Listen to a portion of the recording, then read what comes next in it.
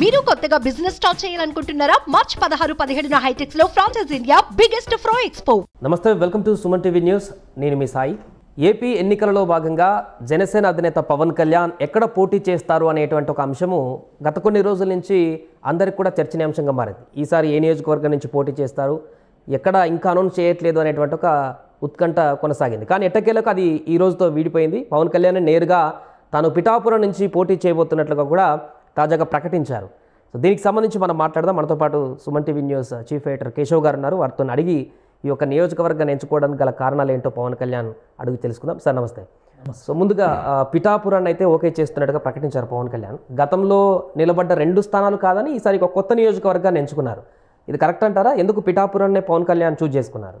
అంటే గత కొద్ది రోజులుగా పిఠాపురం నుంచి పవన్ కళ్యాణ్ బరిలో దిగబోతారు అనేటువంటిది ఒక చర్చ నడుస్తుంది. ఇంకొక చర్చ ఏంటంటే ఆయన ఎంపీ అభ్యర్థిగా కాకినాడ పార్లమెంట్ స్థానం బరిలో దిగుతారు అనేటువంటి చర్చ కూడా నడిచింది. సో వీటన్నిటికీ ఒక ముగింపు లాంటి వాక్యం ఈరోజు పవన్ కళ్యాణ్ ఒక క్లారిటీ ఇచ్చారు. పార్టీ ఆవిర్భావ దినోత్సవం సందర్భంగా కార్యకర్తలతో ఆయన ఒక సమావేశం నిర్వహించారు. అది కూడా సోషల్ మీడియా టీమ్, శతఘ్ని టీం అందరినీ కూడా అందులో పార్టిసిపేట్ చేశారు. ఆ క్రమంలో ఆయన అనేక అంశాలని మాట్లాడుతూ తన నియోజకవర్గం ప్రస్తావన కూడా చేశారు. సో ఈ క్రమంలో ఇంకో క్లారిటీ కూడా ఇచ్చారు. ఎవరెవరికి ఏ సీట్లు ఇచ్చారనే దాని మీద కూడా ఒక ఇండైరెక్ట్గా ఆయన ఒక క్లారిటీ ఇచ్చారు. నిన్నే సీట్లు ఇచ్చేసామనేటువంటిది నిన్న కొంతమందికి ఆయన నిబంధన పత్రాలు ఇచ్చి వాళ్ళందరితో కూడా డిస్కస్ చేసి నియోజకవర్గాల వారీగా ఉన్నటువంటి పాసిబిలిటీస్ వీటిపైన అన్నిటిపైన మాట్లాడారు. ఒక 9 నియోజకవర్గాలపైన ఒక స్పష్టత ఇచ్చేటువంటి ప్రయత్నం జనసేన పార్టీ తరపున ఆయన చేశారు సొంత అభ్యర్థులకి. అయితే అధికారికంగా ఇంకా సెకండ్ లిస్ట్ అనౌన్స్ చేయలేదు కాబట్టి ఆ లిస్ట్ ఎప్పుడు అనౌన్స్ చేస్తారనేటువంటి ఉత్కంఠ ఉంది. అయితే పవన్ కళ్యాణ్ ఎక్కడి నుంచి పోటీ చేయాలనేటువంటి విషయంలో భీమవరం గురించి ప్రస్తావిస్తే అది నిన్నే ఇచ్చేసామన్నారు. జరిగిన పరిణామం ఏంటంటే పులపర్తి రామాంజనేయులు గారు పార్టీలో జాయిన్ అయ్యారు. అయితే పవన్ కళ్యాణ్ భీమవరం బరిలో నిలుస్తారని ఆయన అనౌన్స్ చేశారు స్టేజ్ పైన పవన్ కళ్యాణ్ సమక్షంలో. ఇప్పుడు పవన్ కళ్యాణ్ ఏమన్నారంటే అది ఇచ్చేసామన్నారు. తిరుపతి ఒక ఆప్షన్ అడిగారు. తిరుపతి కూడా నిన్న శ్రీనివాసులకు ఇచ్చేసామన్నారు. ఆర్ఎన్ శ్రీనివాసులతో నిన్న మీటింగ్ జరిగింది. అదే క్రమంలో మరొక నాయకుడు కూడా నరహరిరావు కూడా పార్టీలో, గంటా నరహరిరావు కూడా పార్టీలో చేరినటువంటి పరిస్థితి ఉంది. ఇద్దరిలో ఎవరికి అనేటువంటి సస్పెన్స్ ఉంది. అయితే శ్రీనివాసులు అనే పేరు ఆయనే చెప్పారు కాబట్టి శ్రీనివాసులకు ఇచ్చినట్టుగా మనం ఒకటి అర్థం చేసుకోవచ్చు. సో ఈ ఈక్వేషన్స్లో గాజువాక తెలుగుదేశం తీసుకుంది అన్నారు. గాజువాక తెలుగుదేశం ఆల్రెడీ పార్టీ క్యాండిడేట్ని కూడా అనౌన్స్ చేసినటువంటి పల్లా శ్రీనివాసరావుని అనౌన్స్ చేసింది సెకండ్ లిస్ట్లో తెలుగుదేశం పార్టీ. సో ఈ ఆప్షన్స్ అన్నీ క్లోజ్ అయిపోయినాయి. ఫైనల్గా పిఠాపురం లెక్క వస్తే పిఠాపురంలో ఉదయ్ శ్రీనివాస్ ఉన్నారు అని ఆయనే అన్నారు. మళ్ళీ ఫైనల్గా జనసేన పవన్ కళ్యాణ్ పిఠాపురం బరిలో నిలుస్తారని ఆయనే ప్రకటించారు. సో పిఠాపురం ఎమ్మెల్యే అభ్యర్థిగా పవన్ కళ్యాణ్ దిగుతారనేటువంటి క్లారిటీ అయితే ఇక్కడికి ఒక అంకం ముగిసినట్టు జనసేన పార్టీలో. అధినేత ఎక్కడి నుంచి అనేటువంటి చర్చకి ఒక సమాధానం పవన్ కళ్యాణ్ ఇచ్చినట్టుగా మనం చూడాల్సి ఉంటుంది. నియోజకవర్గం మార్పు అనేది గతంలో కూడా చాలాసార్లు చర్చ జరిగింది. పిఠాపురం నుంచి బరిలోకి దిగాలి అనేటువంటి చర్చ గతంలో కూడా జరిగింది. కానీ ఈసారి ఆయన ఎంచుకున్నారు. గతంలో గాజువాక, భీమవరం 2 నియోజకవర్గాల్లో పోటీ చేశారు. ఇప్పుడు ఆ 2 నియోజకవర్గాలు కాదని పిఠాపురం బరిలో ఎమ్మెల్యే అభ్యర్థిగా పవన్ కళ్యాణ్ దిగుతాననేటువంటి ప్రకటన చేశారు. ఇమీడియట్గా సోషల్ మీడియా ట్రోలింగ్స్ కూడా మొదలైనవి. జీవి అందరూ కూడా కామెంట్లు పెడుతున్నటువంటి పరిస్థితి ఉంది. సో పిఠాపురం బరిలో దిగేటువంటి క్రమంలో ఆసక్తికరమైనటువంటి పరిణామాలు జరగడానికి ఆస్కారం ఉంది. ముఖ్యంగా ముద్రగడ పద్మనాభం గారు పార్టీలో చేరతారా లేదా, వైఎస్ఆర్సీపీలో చేరతారా లేదా అనేటువంటి చర్చకి ఇప్పుడు ఒక ముగింపు దొరికేటువంటి అవకాశం అయితే కనిపిస్తుంది. ఇంకొకటి సార్, పవన్ కళ్యాణ్ మాట్లాడిన దాంట్లో ఒక అసెంబ్లీ స్థానానికి సంబంధించి క్లారిటీ వచ్చింది. కానీ ఇంకొక ప్రశ్న అయితే అట్లనే కొనసాగుతుంది. అదే ఎంపీకి సంబంధించి అది నిలబడనా అనేటువంటి దానికి పూర్తి స్థాయిలో పులి స్టాప్ పెట్టలేదు. బట్ అడుగుతున్నారు అని అన్నారు. బీజేపీ వాళ్ళు అడుగుతున్నారా, టీడీపీ వాళ్ళు అడుగుతున్నారా, అది కూడా చెప్పలేదు. ఇన్ కేసు రెండిట్లో నిలబడేటువంటి అవకాశం ఉందా కూడా క్లారిటీ ఇవ్వలేదు. సో పిఠాపురంతో పాటు ఎంపీ కూడా నిలబడతారా? ఆయనకు మనస్ఫూర్తిగా లేకున్నా కూడా ఎందుకు అట్లా ఫోర్స్ చేస్తున్నారు ఎంపీగా నిలబడి? చేసినటువంటి వ్యాఖ్యలను బట్టి చూస్తే పిఠాపురం కంటే కూడా లోక్సభ బరిలో నిలవాలనేటువంటి సూచన కొంతమంది సీనియర్లు చేశారు అన్నారు. సీనియర్లు అంటే మేబీ అవ్వచ్చు, చంద్రబాబు నాయుడు కావచ్చు, అమిత్ షా కావచ్చు, బీజేపీలో ఉన్నటువంటి పెద్ద మనుషులు కావచ్చు, వీళ్ళందరూ ఎవరైనా అయ్యి ఉండొచ్చు. నా మనసు అసెంబ్లీని కోరుకుంటుంది. ముందు రాష్ట్రానికి సర్వీస్ చేయాలి, రాష్ట్రంలో ఇక్కడ ఉన్నటువంటి చెత్తను కడగాల్సిన అవసరం ఉందని ఒక పదం ఉపయోగించారు. సో ఆ క్రమంలో ఆయన ఎమ్మెల్యే స్థానాన్ని తన ఆప్షన్గా ఎంచుకున్నారనేది అర్థమవుతుంది. లోక్సభ అనేటువంటి విషయంలో మాత్రం మీరు అన్నట్టుగా అది ఇంకా ఫుల్ స్టాప్ పడ్డట్టుగా అనిపించట్లా. ఎందుకంటే ఒక లోక్సభ సీటు త్యాగం చేసాం, నా సొంత అన్నకి మాట ఇచ్చాను, కానీ అది నిలబెట్టుకోలేకపోయాం. ఈ క్రమంలోనే కొన్ని త్యాగాలు చేయాల్సి వచ్చింది. 24 అనుకున్నది 21కి వచ్చింది, 3 అనుకున్నది 2కి వచ్చింది. సో త్యాగాలు చెప్పేటువంటి క్రమంలో విదురు నీతి గురించి కూడా చెప్పారు. ఒక కుటుంబం కోసం ఒక వ్యక్తి, ఒక గ్రామం కోసం ఒక కుటుంబం, ఒక రాజ్యం కోసం ఒక గ్రామం బలిచ్చినా పర్వాలేదు అంటే త్యాగం చేయాల్సినటువంటి పరిస్థితి గురించి ఆయన మాట్లాడుతూ ఆ ఉపమానం చెప్పేటువంటి ప్రయత్నం చేశారు. కాబట్టి ఆ క్రమంలోనే కొన్ని త్యాగాలు చేయాల్సి వచ్చింది. ఒకవేళ 2 సీట్ల బరిలో కనుక నిలిస్తే ఆయన మనసులో ఉన్నటువంటి మాట కూడా బయట పెట్టారు.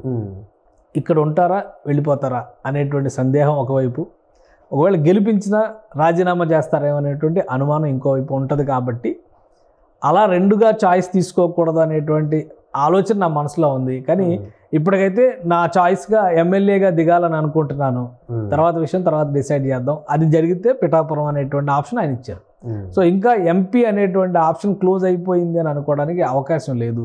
ఎందుకంటే ఇప్పుడు సీట్ల సర్దుబాటు ప్రక్రియ ముగిసింది, నంబర్స్ కంప్లీట్ అయినాయి అనుకున్న తర్వాత ఒక సీటు పెరిగింది. 30 సీట్లే మిత్రపక్షాలకు ఇస్తామని చెప్పినటువంటి తెలుగుదేశం పార్టీ ఒక సీటు పెంచి 31 చేయాల్సిన పరిస్థితి వచ్చింది. అలానే అంతర్గత సర్దుబాటులో జనసేన బీజేపీ మధ్య కూడా కొన్ని బదలాయింపులు జరిగినటువంటి పరిస్థితి ఉంది. సో పవన్ కళ్యాణ్ ఇవాళ చేసినటువంటి స్టేట్మెంట్ ప్రకారం చూస్తే అనంతపురం అర్బన్ సీటు త్యాగం చేశారు, విజయవాడ వెస్ట్ సీటు కూడా త్యాగం చేసినట్టు కనిపిస్తుంది.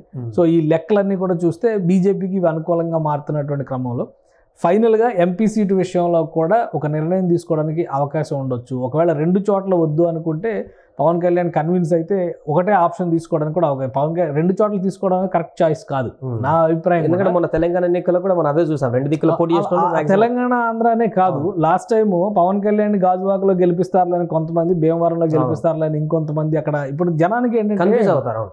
రాష్ట్రంలోనే కాదు దేశంలో కూడా చాలా అంటే వెనకబడిన ప్రాంతాల సంగతి వదిలేస్తే కనుక కొంత ఫార్వర్డ్ థింకింగ్ ఉన్నటువంటి ఏరియాస్లో ఓటర్ల అభిమతం కూడా చాలా కీలకమైంది. ఎందుకంటే ఈ నాయకుడు మనతో నిలుస్తాడా లేదా అనే సందేహం ఉన్నప్పుడు ఆ నాయకుడు వెంట నడవాల్సిన అవసరం మనకేం వచ్చిందనే ఆలోచన కూడా ఎక్కువగా ఉంటుంది. అందుకని 2 చోట్ల పోటీ చేయడం అనేది లాస్ట్ టైం కూడా రాంగ్ చాయిస్ అనేటువంటిది ప్రూవ్ చేశారు. గాజువాకలో ఏకంగా 16,000 ఓట్ల తేడా, ఇక్కడ ఒక 8,000 ఓట్ల తేడా వచ్చినటువంటి పరిస్థితి ఉంది. చిరంజీవి గారు 2 చోట్ల పోటీ చేసినప్పుడు కూడా ఒక చోట గెలిచి ఒక చోట ఓడిపోయినటువంటి పరిస్థితి ఉంది.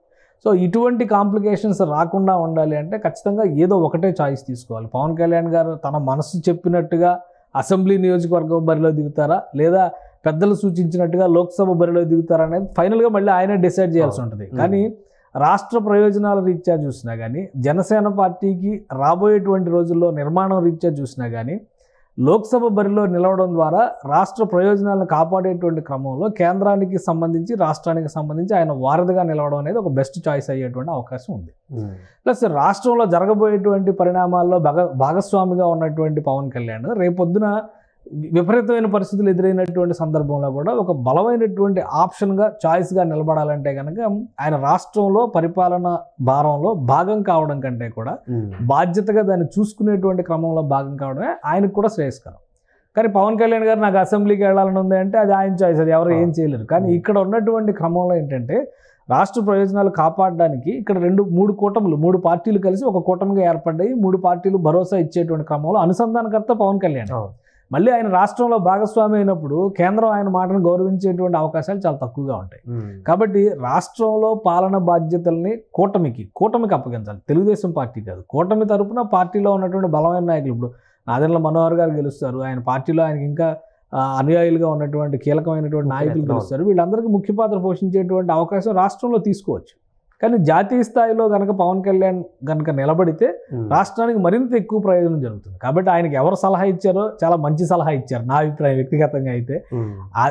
ఆ సలహా వద్దు, నా చాయిస్ ఇదే అని అనుకుంటే కనుక దానికి ఎవరు ఏమి బాధ్యులు గారు, ఆయనే బాధ్యత వహించాల్సినటువంటి పరిస్థితి ఉంటుంది.